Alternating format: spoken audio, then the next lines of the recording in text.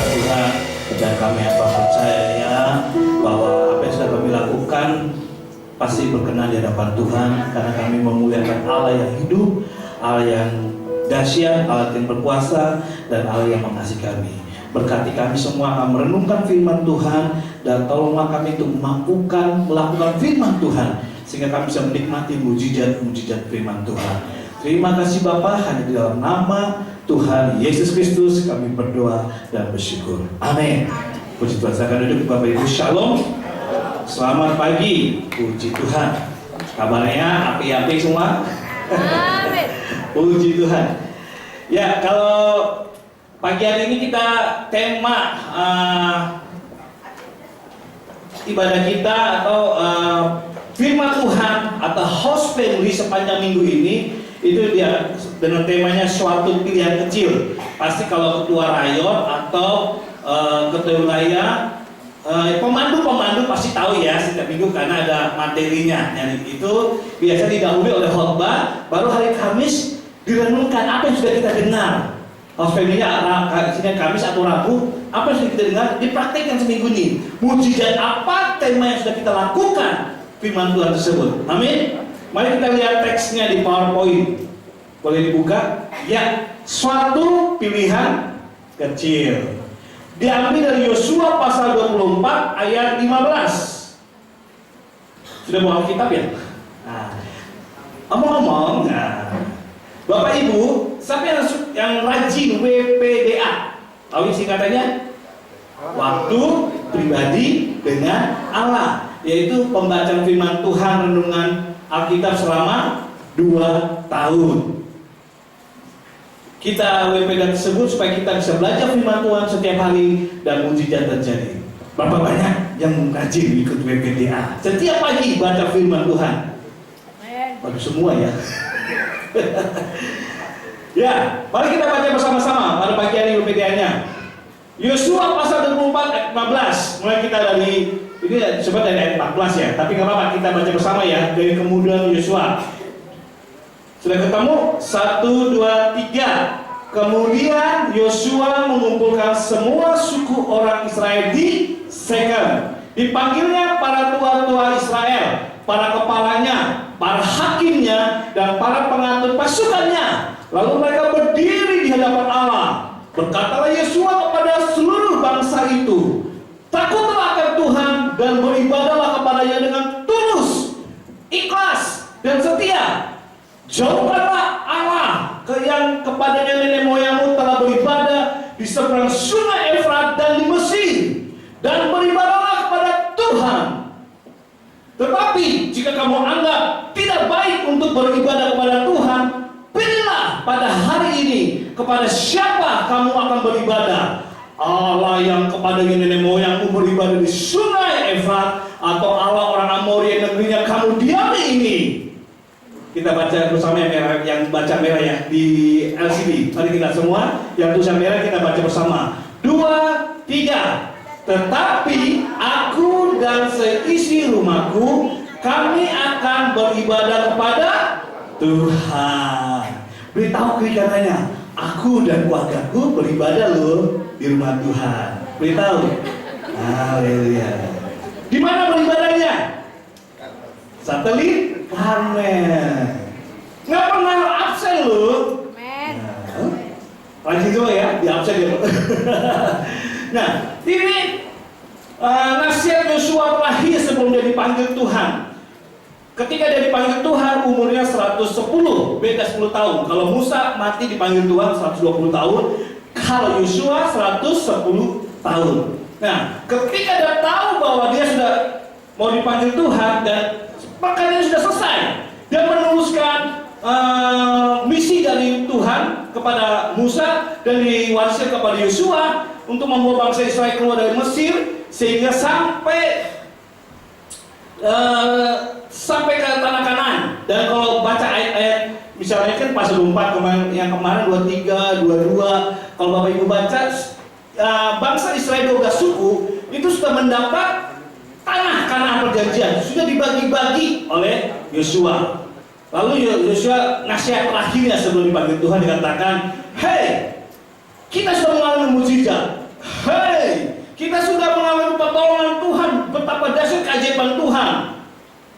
Dan sekarang kita akan menikmati tanah-tanah tersebut yang Tuhan sudah kita bagikan. Sekarang mari kita beribadah pada Tuhan.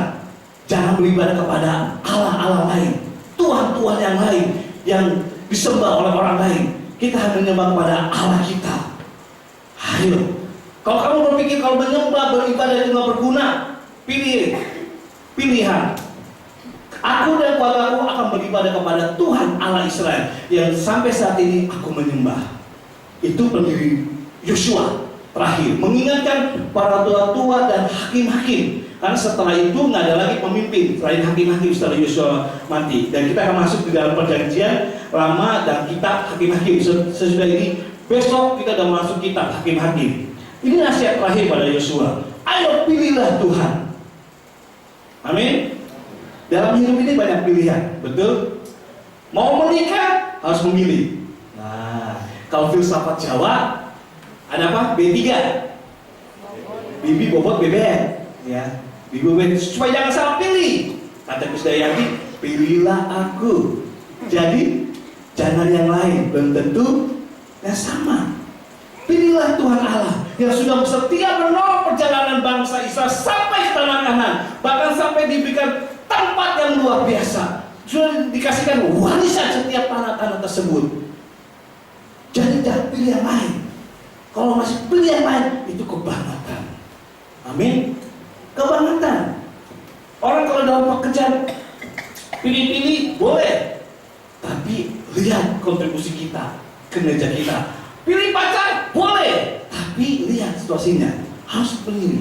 Dan pilih ibadah boleh, tapi pilih yang terbaik, di mana kita tempat itu bertumbuh. Pilih pemimpin gereja, boleh juga. Karena sekarang kita demokrasi ya, dipilih. Nah, kecuali Mbak Nenek yang nggak pernah dilori ya. Kalau bisa dilori, jadi nggak boleh ikut pendeta. Kalau pendetanya pindah ke satelit, cuma ikut pindah satelit itu nggak boleh, nggak benar. Pilihannya tidak benar. Pilihlah gereja di mana kita bertumbuh dan setialah. Amin. Sama seperti bangsa Israel, karena waktu itu belum ada tempat beribadah, ya kan, karena masih pindah ke rumah. Harus pilih. Dan tapi ingat, setiap pilihan tentu ada resikonya, ada harga harus yang dibayar. Pilih pasangan hidup harus hati-hati, ada harga yang dibayar. Mau bekerja sukses, mau sukses dalam pekerjaan harus pilih dan ada harga yang harus dibayar. Dalam beribadah mau menerima mujizat Tuhan diberkati harus ada pengorbanan. Amin. Yang pertama, pengorbanan apa saja dalam mengikuti Tuhan? Yaitu kita akan dalam pelajaran dua. Yaitu pertama, ada pengorbanan dalam pilihan mengikuti Tuhan. Selanjutnya, ada pengorbanan dalam pilihan mengikuti Tuhan. Bapak Ibu tahu ini 12 ini adalah siapa? Belum tahu? Kita kenal? Nanti kita akan mengenal surga. Di sini kami sudah tercatat di kitab kehidupan, di kitab Alkitab. Yaitu 12 murid Tuhan Yesus. Lihat pilihannya, ada risiko, ada pengorbanan dalam pilihan mengikuti Tuhan. Yaitu Matius, ketika ikut Tuhan, risikonya apa? Mempertahankan Yesus untuk sebagai Tuhan dan Selamat. Apalagi dia memberitakan firman Tuhan. Yaitu yang pertama, dia bersedia mati ditusuk dengan pedang. Di mana? Di Ethiopia. Wah, ini ekstrim semua ya, pengorbanan murid Tuhan Yesus. Markus mati diseret oleh kuda dan dirujak oleh batu. Lukas 12 murid Tuhan Yesus. Lukas mati digantung di mana? Di Yunani. Yohanes mati di mana? Direbus, digoreng di dalam bak minyak mendidih di Roma. Walaupun dia sebab itu, tapi akhirnya mati juga akibat karena ini direbus. Petrus mati dia apa? Disalib dengan caranya kepalanya di bawah. Kalau Tuhan Yesus mati kepala di atas, kalau ini kepalanya di bawah, karena nggak layak katanya kalau mati seperti Tuhan Yesus, maka dia harus dibalik. Yakobus mati dilempar ke bawah dari puncak gunungan bait Allah. Yakobus kepalanya di Yerusalem, ada dua Yakobus murid Yesus dan saudaranya. Lalu Bartolomeus mati dicambuk sampai kulitnya hancur dan mati. Andreas juga mati disalib seperti Petrus dengan cara terbalik di Yunani. Thomas mati ditusuk oleh tombak di mana? Di India ketika memberitakan firman Tuhan. Yudas saudara dari Yesus dihukum mati. Wah, ini kurang ya. Mati pokoknya mati lah gitu. Matias pengganti dari Yudas Iskariot mati dihukum berhajar. Luar biasa, ekstrim mengikut Tuhan, matinya pun hampir sama seperti Yesus. Tetapi kuasailah dirimu dalam segala hal, sabarlah menderita, lakukanlah pekerjaan pemberita Injil, dan tunaikanlah tugas pelayananmu. 2 Timotius 4 ayat 5. Ada pengorbanan di dalam mengikut Tuhan. Aduh Pak Ustaz, saya nggak mau mati seperti ini. Kalau bisa, saya juga mau berkata kalau bisa, jangan seperti ini ekstrim gitu ya. Mati sewajarnya. Apalagi kalau mati tanpa mengenai penyakit ya. Mati bagi Tuhan langsung ke atas, atau seperti Elia naik kereta kuda, tanpa kematian. Tapi itu kita tidak bisa milih mati karena apa. Tapi yang penting adalah ketika kita mati, yakin gak masuk surga. Amin. Yakin masuk surga? Pilihlah hanya Yesus sebagai Tuhan bersama pemilik surga. Kalau nggak milih Yesus, mati kemana? Melebu ke neraka. Nah, udah pasti. Karena kata akulah jalan kebenaran hidup, tidak ada seorang pun datang ke Bapa atau ke surga tanpa melalui Yesus sebagai Tuhan dan Juru Selamat. Pilihan untuk ke surga hanya satu. Amin. Pilih Yesus. Ada pengorbanan harus kita lakukan kalau kita mau mengikut Tuhan. Yosua katakan harus pilih menyembah Tuhan Allahmu. Jangan terpengaruh dengan yang lain-lain. Meskipun sakit. Ada jemaat yang dulu saya kembangkan di satelit daerah timur. Ketua, sekarang ketua rayon. Dulu ketua kelompok, pemandu. Wah, kalau memandu berarti hebat ya, baca firman, ada panduan baca memandu tentang firman Tuhan. Allah itu dasar aduh banyak. Tetapi ketika kena sakit, dia tidak bicara sama kami, tidak konsum dulu. Tiba-tiba dia dengan orang, di sana loh. Ada orang bisa sembuhkan sakit penyakit. Dia punya penyakit apa? Ada batu, bukan di ginjal, ada batu lah dalam ginjal. Itu murah. Dulu tidak ada BPJS, mahal, larang, jutaan. Terus ada di orang minta sana, itu orang Katolik katanya gitu. Karena ada Alkitab juga ketika dia mau operasi. Caranya bagaimana? Hanya ada pisau. Pisaunya dipanasin, lalu ditusuk dan nggak berdarah dan diambil batunya. Dilakukan dan bayarnya hanya 500.000. Wow. Dokter aja nggak berani ya buka cara gini. Ini kok manusia yang nggak tahu medis berani operasi, main black aja itu. Kalau kambing di black itu atau sapi, nah itu untuk ini ya dimakan. Ini daging manusia di black diambil.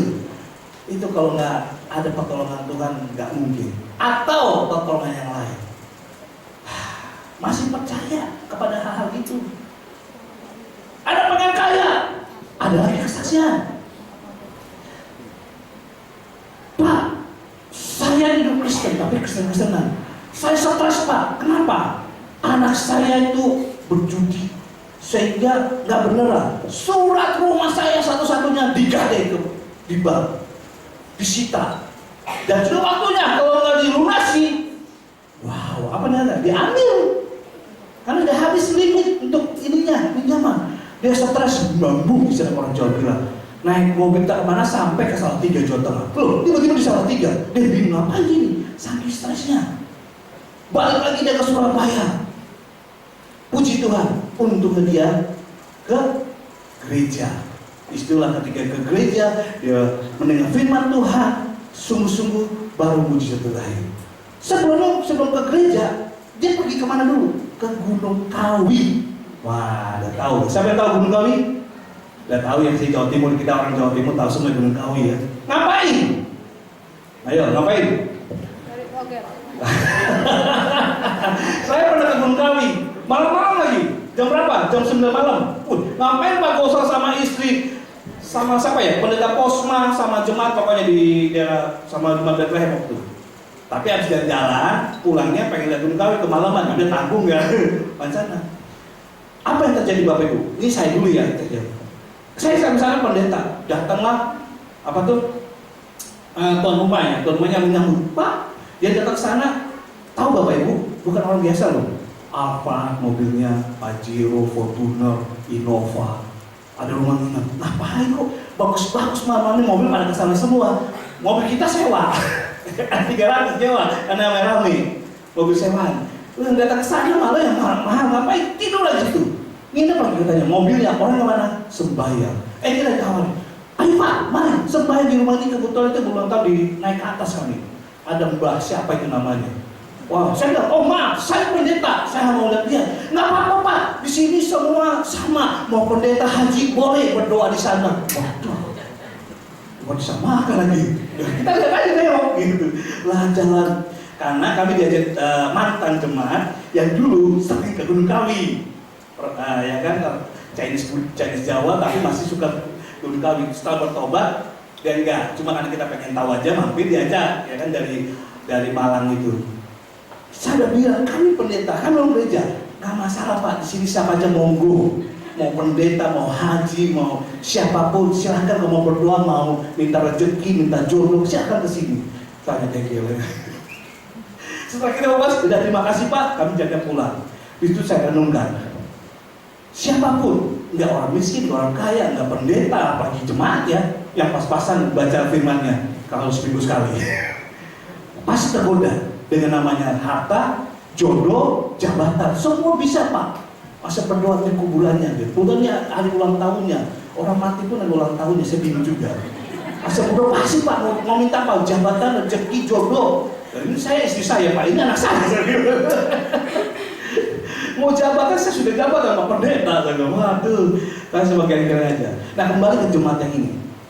Sebelum dia bertobat gereja, waktu itu di satelit cara kita di Bumiago, dia bersaksi, Pak, saya saking stresnya karena rumah saya mau disita bank. Saya ke sana Pak, apa yang terjadi? Katanya, kamu masuk ke dalam gua ini dan kamu lihat berdoa di situ. Nanti kalau kamu berdoa dan kamu keluar, itu minta membahas yang ada di situ keluar, yakin kamu ada rezeki, kamu akan banyak harta. Tapi syaratnya adalah permintaan. Ketika kamu masuk dan kamu melihat tiba-tiba tergambar wajah anakmu atau siapapun yang kamu kasih, itulah pengorbanannya. Tumpal. Wih, pertama sih dia masih yang penting harta lah. Yang penting dia punya rumahnya tetap ambil, bisa dibayar hutang di bank karena anaknya main judi. Dan ya, tapi kita mau masuk, tiba-tiba dia mau masuk, mau berapa langkah, mau tersian. Wah, wedi dia. Apa artinya sebuah harta tapi anak yang mati nggak dengan cara nggak benar. Jangan kemungkinan karena anak aku pun pasti mati atau istriku, karena siapa yang kamu dalam keluarga kamu itu yang diminta syaratnya. Langsung baru masuk satu langkahnya dibalik karena langsung takutnya apa yang terlihat di matanya, gambarnya atau yang di pikirannya itu entah anaknya atau istrinya, dia nggak berani, dia harus pulang. Dan situlah dia pergi ke gereja. Dan ketika dia bekerja sungguh-sungguh, dia mencari Tuhan, baca firman Tuhan, berdoa, Tuhan mau pulihkan pekerjaannya. Ketika dia mulai bekerja, sungguh-sungguh dia bisa bayar hutangnya. Dan akhirnya rumah itu lunas. Amin. Iblis tidak bisa memberikan harta, jabatan, atau jodoh. Tapi Tuhan juga bisa lebih dahsyat dari itu. Dua-duanya apa? Ada pengorbanan. Jadi mau pilih mana? Ikut iblis atau ikut Tuhan? Melo iblis atau melo Tuhan? Pilihlah iblis atau pilihlah Yesus. Pilih siapa? Yesus. Oh, sebelah kiri, sebelah kanan saya nggak dengar pilih siapa nih? Hanya satu. Dua-duanya bisa membeli, tapi pilih iblis sementara karena dia PHP, pemberi harapan palsu. Itu karakter iblis. Dibawa lagi kepada manusia. Ikutin karakter iblis. Itu milik iblis. Sombong, PHP dan lain. Udah itu karakter iblis. Jangan ditiru. Nah, Yesus bisa memberikan juga mukjizat, tetapi selamanya dia bukan PHP. Amin. Pilihlah dan ada pengorbanan. Ikut Yesus ada pengorbanan. Ikut iblis ada pengorbanan. Kalau ikut Yesus harus setia beribadah, rajin baca Alkitab. Bagaimana kita mau bertumbuh? Yesus itu hidup, Yesus itu penuh kasih, Allah itu dahsyat, Allah itu penyembuh, Allah itu pemulih hidup, Allah itu penuh mujizat. Kalau jangan baca Alkitab, karena Yesus Allah kita hidup itu ada di Alkitab. Amin. Baca setiap kali, berdoa dan pergi rajin beribadah. Di situ kita bisa lebih dikuatkan karena banyak orang. Tapi ketika kita di mana berada, baca firman. Sekarang gampang kan? Firman nggak perlu dalam bentuk kertas, bentuk HP pun ada firman. Wih, HP suci. Padahal di dalamnya nggak ada ada yang nggak suci juga. Tapi minimal itu menolong kita. Lupa baca gini ketika di kampus atau ada di pekerjaan, baca Alkitab. Karena Alkitab kan menguatkan iman kita. Amin. Kita hidup karena percaya, betul? Bapak Ibu kerja karena percaya. Kerja dapat duit, bisa makan, bisa sekolah, bisa menghidupi keluarga, betul? Makanya kerja.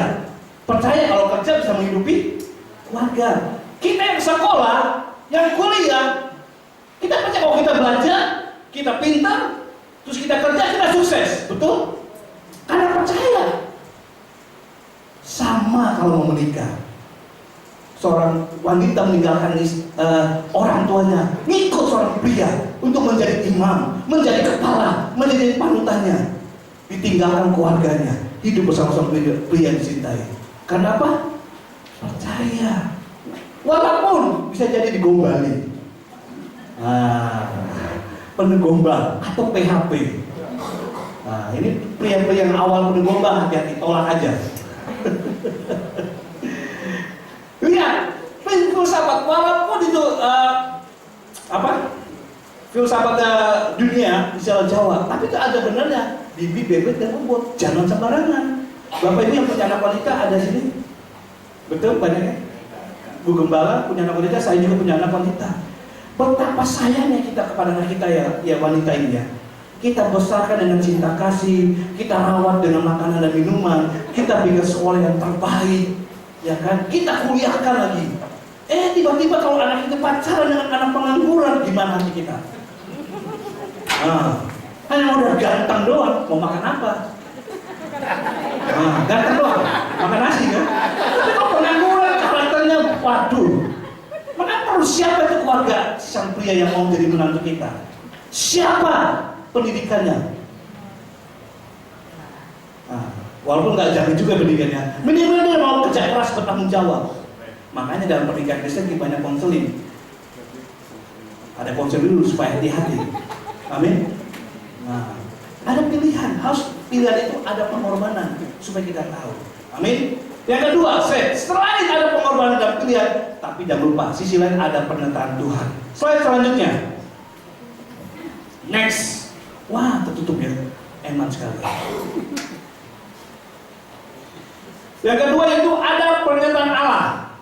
Ada pernyataan Allah, yaitu kalau kita bisa Jehovah Jireh, yaitu Tuhan yang menyediakan. Kejadian 22 ayat 14. Kedua, Jehovah Rafa, yaitu Tuhan yang menyembuhkan. Keluaran 15 ayat 26. Akulah Tuhan menyembuhkan kau, baik dalam tubuh maupun dalam jiwa. Lalu Yehovah Nisi, Tuhan yang memberikan panji-panji kemenangan kita. Dan Yehovah Shalom, Tuhan itulah keselamatan. Nama diberikan oleh Gideon dalam Amal Atal, itu dalam Hakim-Hakim 6 ayat 24. Jadi ada 4 pernyataan Tuhan, yaitu Tuhan itu penyedia apa menjadi kebutuhan umatnya. Yang kedua, Tuhan itu sanggup menyembuhkan, dokter dan segala dokter. Yang ketiga, Tuhan itu memberikan kemenangan. Tuhanlah panji-panji, Tuhan memberikan kemenangan. Dan keempat, Tuhanlah itu keselamatan. Dialah damai sejahtera. Mau cari damai, orang mau cari damai, pengen damai, merencer ke terawas, mancing, apalagi nonton, betul ada kedamaian, tapi sementara Yesus memberikan damai, meskipun kita ada dalam lembah-lembah kekelaman. Tuhan akan kemenangan. Bangsa Israel gak punya ilmu tentara, gak punya ilmu politik, tapi bisa mengalahkan semua pasukan-pasukan musuhnya. Kenapa? Tuhan yang berperang. Mereka hanya berdoa dan memuji Tuhan. Tembok Yeriko yang kita pelajari kemarin Yosua itu hancur, bukan karena bom nuklir, tetapi dengan doa dan pujian. Tembok Yeriko hancur dan pasukan orang itu dihancurkan oleh Tuhan. Bangsa Israel nggak berperang, dia nggak punya taktik militer dan lain-lain. Kenapa? Tuhan kita yang memberikan kemenangan. Tuhan juga yang menyembuhkan 2 juta orang di perjalanan dari Mesir ke Kanaan itu. Musa memimpin 2 juta. Ketika sampai ke Yosua, semuanya mati generasi Musa. Generasi kedua Yosua hanya 1 juta sampai menemui ke tanah Kanaan. 40 tahun jalan kaki. Tapi Tuhan menyediakan ketika kepanasan, Tuhan kasih tiang awan di siang hari. Dan ketika kedinginan malam dikasih tiang api, jadi tetap hangat. Itu dahsyatnya Tuhan yang memberikan pertolongan, penyediaan untuk kita. Jadi ada penyertaan. Ikut Tuhan pun ada mujizat. Amin. Ikut Tuhan pun ada mujizat. Selanjutnya, sudah bawa lagi. Ada seorang komentator bernama John Maxwell, ya, seorang teologian, ahli teologi, mengatakan, apa saja yang dikatakan Yesus kepada Anda, lakukan. Perhatikan baik-baik. Apa saja yang dikatakan Yesus, yaitu Alkitab, lakukan. Duit, istilahnya. Bukan duit ya, duit. Lakukan. Walaupun kita tidak berada di tempat yang tepat. Mungkin berada di gelombang kekelaman, berada di orang sengsara, berada di tempat terkecil. Lakukan apa kata firman Tuhan. Meskipun tempatnya nggak nyaman untuk baca kitab, untuk berdoa, untuk memuji. Lakukan. Kalau disuruh doa, memuji, menyembah, baca kitab, lakukan. Walaupun nggak ada dapat dorongan semangat, nggak ada pemimpin, nggak ada orang yang mendorong kita untuk tetap, ayo kamu rajin, ayo kamu beribadah, tetap lakukan untuk setiap beribadah, rajin air, rajin doa, walaupun nggak diberi motivasi. Tapi sini ibu gembala, pak gembala pasti beri motivasi, ayo ikut AF, ya kan? Ayo ikut doa, ayo rajin beribadah, ayo melayani di EJBA, pasti diberkati Tuhan. Amin. Yang mumpung saya di komisi 3 promosi. Pasti diberkati Tuhan. Ya, walaupun nggak ada motivasi, tetap lakukan. Belum pernah melihat Tuhan, belum memahami proses Tuhan, lakukan. Tuhan akan tolong. Amin. Kalau kita milik Tuhan, lakukan apa yang Tuhan suruh. Lakukan apa yang Tuhan suruh. Masih belum Pak? Oh puji Tuhan. Pada terakhir mau kasih videonya, video waktu saya ketika ada di Mesir. Wah, aduh sayang nih kan. Itu pemujizat Bapak Ibu. Nggak kepikir saya bisa ke tanah kanan 35 juta, 36 juta. Duit dari mana? 2 juta. Masa mau ngutang sih? Tapi ada loh, orang pergi ke tanah kanan bukan ngutang, nipu malah. Aduh Tuhan, itu manusia itu nggak benar. Padahal kita nggak diwajibkan kan? Firman Tuhan nggak perlu kita wajib ke tanah kanan, tanah Israel, Holy Land, tanah perjanjian enggak. Yang bagi kita percaya saja kita lakukan, pasti kita ke surga. Amin. Pasti ke Yerusalem. Yerusalem baru di surga minimal. Kalau ternyata itu bonus. Seperti saya itu bonus bisa ke sana. 4 orang. Memang setiap 3 atau 4 tahun pastoral yang sudah 10 tahun ke atas biasanya dikasih bonusnya ke sana. Gitu. Kemarin saya Pak Posma dengan Dwijo gitu dan lain-lain. Kalau istri saya ikut itu bonus, bukan dari gereja, karena dia bukan pastoral, bukan karyawan, nggak dibayar, nggak digaji, cuma setok gitu. Tapi karena dia melayani, membantu saya pelayanan, akhirnya ada sponsor yang mau membiayai 36 juta. Wow. Dulu naik pesawat cuma 1 jam 2 jam aja, ini naik pesawat 8 jam, lanjut lagi pesawat 4 jam. Dari sini ke Abu Dhabi langsung ke Mesir. Dari Mesir baru perjalanan naik bus 8 jam menuju Israel. Saya bingung, padahal kalau naik bus 8 jam. Kenapa bangsa Israel dari Mesir ke Israel kok 40 tahun ya? Itu nggak masuk akal. Naik pesawat 1 jam. Nah, terakhir, kalau ketika kita percaya pada Tuhan, ada mujizat menyertainya. Nah, ketika saya ada di Mesir, saya ke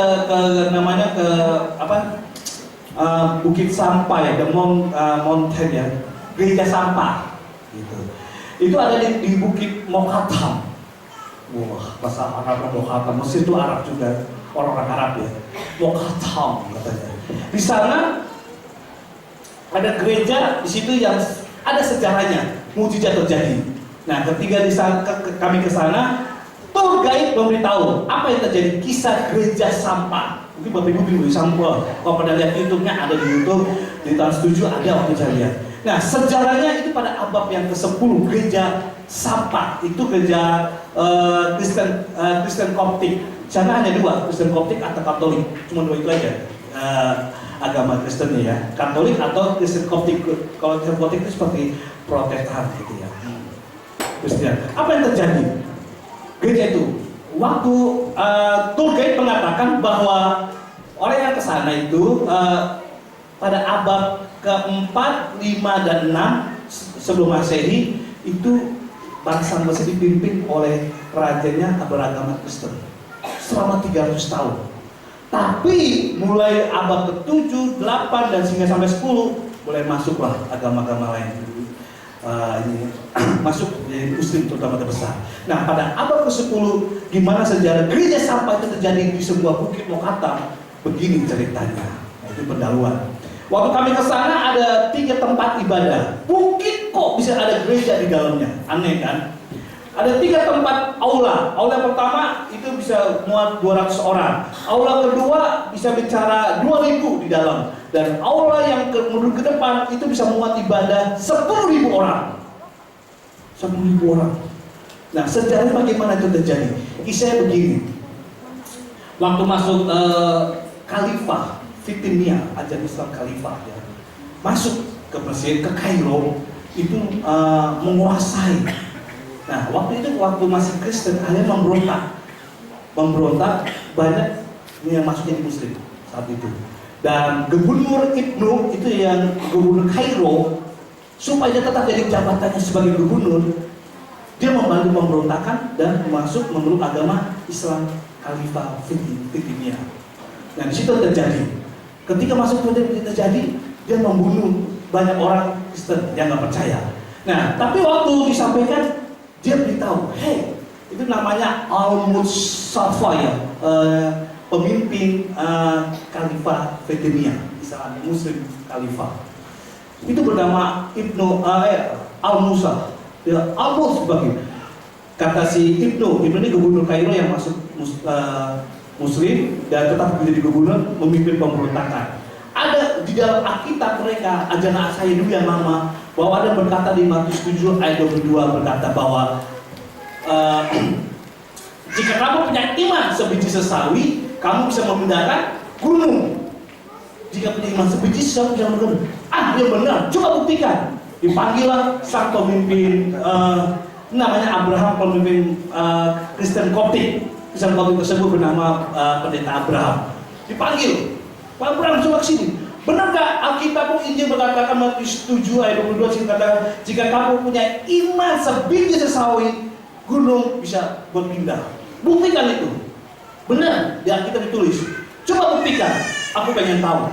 Ada 3 sanksi kalau tidak terbukti. Wih, apa itu Pak?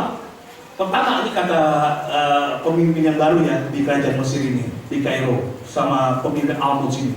Pertama, kalau enggak terbukti Alkitab mau firman itu, semua orang Kristen dan Katolik yang ada di sini harus menjadi Muslim, ikut ajaran saya, Khalifah Fatimiyah. Yang kedua, kalau tetap mempertahankan nggak terbukti, tapi tetap mempertahankan ajaran Kristen, keluar dari kota Kairo, dari kerajaan Mesir. Wah. Yang ketiga, kalau tidak terbukti Alkitab tetap mempertahankan agama Kristen, wah, zaman sekarang kan artinya apa? Dibunuh. Wow. Wih, ketakutan juga ya. Ya Tuhan, oke, beri aku waktu 3 hari, katanya. Oke, beri aku 3 hari. Ya, ketika 3 hari dia datang ke gereja gantung. Nah, gereja gantung ini masih belum jalan ya. Gereja gantung ini ada di kota Kairo, di kota Babylon, Kairo lama. Jadi ada sekitar 10 km lah ke sana, ketemu dengan Paus gereja Katolik. Wah, kita harus berdoa dan berpuasa. Kenapa? Karena pemimpin baru kita, pemimpin kerajaan kita, bangsa Mesir ini harus membuktikan ajaran Alkitab kita. Kita nggak sama kan, walaupun Katolik dan Kristen sama Alkitabnya. Buktikan Matius 7 ayat 22 itu. Kalau punya iman seperti sesawi, gunung bisa berpindah. Wah, lo kata namanya ini dia pendeta Tuhan, ada wedinya sedikit juga. Walaupun dia tetap wedi, ya kan? Mau dibunuh atau keluar dari Mesir. Ya sudah, ayo kita berdoa dan berpuasa di gereja gantung. Nah, waktu kami ke gereja gantung juga. Di sini cerita, itu berdoa 3 hari. Ketika berdoa, tiba-tiba mereka dapat pencerahan atau dapat penglihatan Bunda Maria. Bunda Maria berkata, aku dengar doamu, pergilah ke Simon, ke Jumbetin penyamak kulit, penulis babi, penulisnya sapi, kulit sapi untuk bikin tas dan lain. Pergilah kemudian ajak ke Gunung Mokattam berdoa bersama-sama dia, karena aku mau pakai dia. Oke. Patriark ini datang sama pemimpin Katolik ke Bukit Mokattam, ke jembatan itu, dan berkata ke Simon, Tuhan menyuruh aku melalui Bunda Maria untuk kamu berdoa bersama kami untuk menyelamatkan kota Mesir. Siapa aku? Katakan, aku cuma pedagang, nggak pernah gereja, walaupun Kristen tapi nggak pernah pergi ke gereja. Kok Tuhan mau pakai aku? Tuhan sudah pilih kamu, jangan pilih yang lain. Ayo, ikut doa, Tuhan pakai kamu. Nah, rendah hati sang patriark ini. Akhirnya ke Bukit Mokattam. Oke, pas 3 hari, datanglah Raja Pamus. Gimana? Abraham, pendeta Abraham, bisa buktikan jemur? Oke, kami sudah kumpulkan orang Kristen dan orang Katolik itu berdoa di bukit ini. Kami akan buktikan, dan mereka berdoa di bukit. Dan apa mereka sebutnya, menyebut Kyria eleison. Kyria eleison itu bahasa Arab Mesir. Artinya Tuhan kasihlah kami. Setelah berdoa, Tuhan kasihlah kami. Itu seperti kalau bahasa sekarang, Yeskoya. Yesus tolonglah saya. 400 dia ucapkan. Jadi Bapak Abraham, Simon Tanner, dan Paulus Katolik ini berdoa dan dipimpin oleh si Simon Tanner ini. Kyria eleison 100 kali ke utara, Kyria eleison ke selatan, Kyria eleison ke barat, Kyria eleison ke timur. Artinya Tuhan berilah belas kasih pada kami. Tuhan beri belas kasih pada kami. Tuhan beri belas kasih pada kami. Tuhan beri belas kasih pada kami. 100 sampai 400. Dan berdoa gitu, tiba-tiba kok masih anem-anem aja, masih adem-adem aja, belum ada terjadi. Langsung diambil kalung salibnya. Tuhan beri belasan pada kami. Kyria eleison, bahasa Arab itu. Dan apa terjadi? Tiba-tiba Bukit Mokattam terangkat. Wah, Raja Almunia Khalifah Philip kaget. Terangkat sampai 3 kilo dan berpindah arah dari Kairo timur menuju Kairo barat. Langsung Raja Mesir Bang Kairo ini, stop pendeta, stop. Kalau ini terus diteruskan akan hancur kena tsunami, karena gempa gunung bisa beranjak dan bisa berpindah. Benar? Berpindah sejauh 3 kilo. Disitulah baru dibangun beribadah. Wow. Bila kamu punya iman biji sesawi, bisa memiliki kamu. Dan itu terjadi pada abad yang ke-10. Wow, dahsyatnya Allah kita. Amin. Itu setelah abad ke-10, setelah Alkitab ditulis. Jangankan abad 10, sekarang abad ke-2019 mujizat masih terjadi. Amin. Karena itu pilihlah Yesus. Ojo pilih yang lain. Pilihlah Yesus. Yang lain belum tentu setia. Amin. Mau minum Pak? Video klipnya, komputernya. Aduh sayang, ada video perjalanan saya ke sana. Ada nyanyian ibadah orang Mesir. Tapi Kristen, ibadah gereja Kristen apik lalu. Ya, tapi kan nggak apa-apa. Yang penting itulah firman Tuhan. Ketika kita pilih Tuhan, Tuhan tidak pernah berdusta. Dahulu, sekarang, sampai selamanya. Mujizat Tuhan yang terjadi di Ambongan, di Satren Kamel pun mujizat masih terjadi. Asal pilihlah Yesus. Beritahu sebelahnya, ayo. Sampai pilih sopo. Ayo beritahu pilih Yesus ya. Amin. Walaupun belum pakai pertambah, Pak, saya belum pakai pertambah, jodoh belum datang. Ojo wedi, pilih Yesus. Pak, masih nganggur, saya belum masih berantakan, belum ada ngenaik. Ojo wedi, tetap pilihlah Yesus. Amin. Pak, jangan pilih yang lain, pasangan itu sudah ada. Tetap pilihlah Yesus. Amin. Tuhan akan berkati. Dan jangan pilih yang lain. Kalau gereja, tetap pilihlah gereja Satren Kamel. Amin. Dimana kita bergereja, bertumbuh, disinilah mujizat Tuhan akan nyatakan. Amin. Yang penting setia, jangan pindah-pindah. Misalkan ya, misal pendeta neneng di Lori, keampungan jadi gereja pusat. Waduh. Tetap jangan disebut ibu pendeta neneng ke pusat. Tetap setia, karena di sini pun Tuhan hadir. Kalau Tuhan hadir, mujizat masih terjadi. Amin. Mari kita berdoa. Terima kasih Tuhan. Haleluya. Terima kasih Tuhan. Selidiki aku, lihat hatiku, apakah aku sungguh mengasihi Tuhan. Meskipun kita dalam keadaan sakit, tetap carilah Tuhan. Meskipun kita ada konflik dalam rumah tangga, hubungan suami dan istri, orang tua dan anak, tetap pilihlah Tuhan, jangan tinggalkan Tuhan. Dengan melalui tetap setia beribadah gereja, tetap setia baca firman Tuhan, tetap berdoa, karena mujizat Tuhan masih terjadi. Terima kasih Tuhan. Terima kasih Yesus. Selidiki aku, lihat hati. Taruh tangan kita di dada, katakan, apakah aku sungguh mengasihi Yesus? Jangan kita jual Yesus karena uang, karena jodoh, karena kesembuhan. Tuhan masih sanggup menangani kita. Yang ini bagiku, selidiki aku, selidiki aku, lihat hatiku Tuhan, apa aku sungguh-sungguh masih Tuhan. Apakah aku sungguh mengasihi Yesus? Engkau yang Maha Tahu. Terima kasih Tuhan. Jangan menilai hidupku, tak ada yang tersembunyi bagimu. Tuhan ku lihat. Terima kasih Tuhan Yesus. Buat setiap tangan-tangan yang berjaga dan yang terangkat, yang mengakui bahwa Tuhanlah satu-satunya pilihan hidupnya. Dan kami mau berjuang. Kami tidak mau jual apa yang menjadi Yesus. Kau dapat lihat aku tetap setia. Bapak Ibu yang ingin mendoakan, tetap taruh tangan di dada. Katakan, Tuhan, selidiki hatiku. Ampuni kalau aku kadang-kadang masih ada munafik dalam hidupku. Hatiku percaya, tapi tindakanku tidak membuktikan itu. Ampuni aku Tuhan.